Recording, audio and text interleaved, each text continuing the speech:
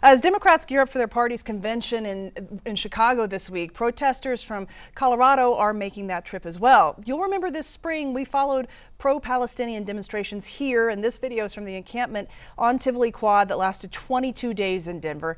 Denver 7's Maggie Walensky spoke to one of those Colorado students now in Chicago, uniting with other protesters to demand change.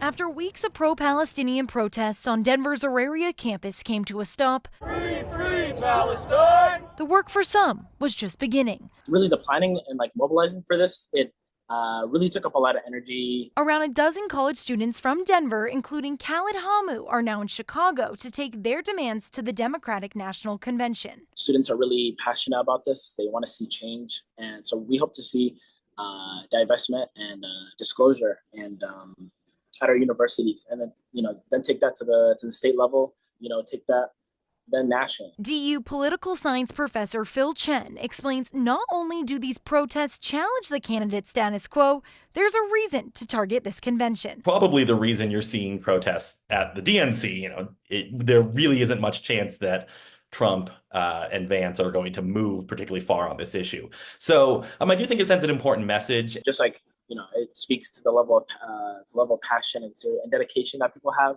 towards this. Students like Khalid, paying out of pocket to make the trip to Chicago, hope to carry their movement into the next school year as supporters in Denver cheer them on. I really hope that there's a lot of people who know that their peers are in Chicago right now, who know that these encampments and places did make gains, that student protesting can be very effective. Even more effective on the national stage starting this week. Reporting in Denver, Maggie Walensky, Denver 7.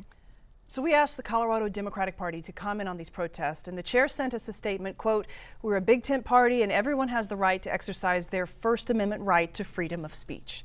Let's take a deeper look tonight.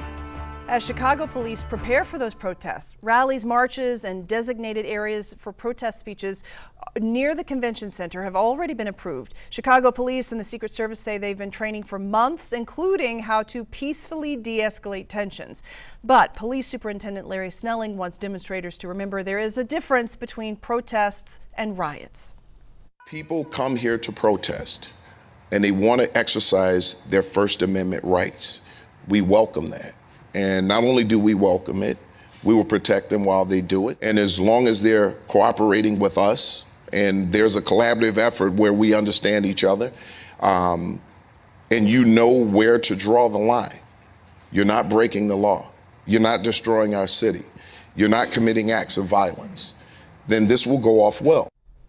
He says officers will be wearing body cameras not only to record their actions, but to provide a closer look at how protesters treat them.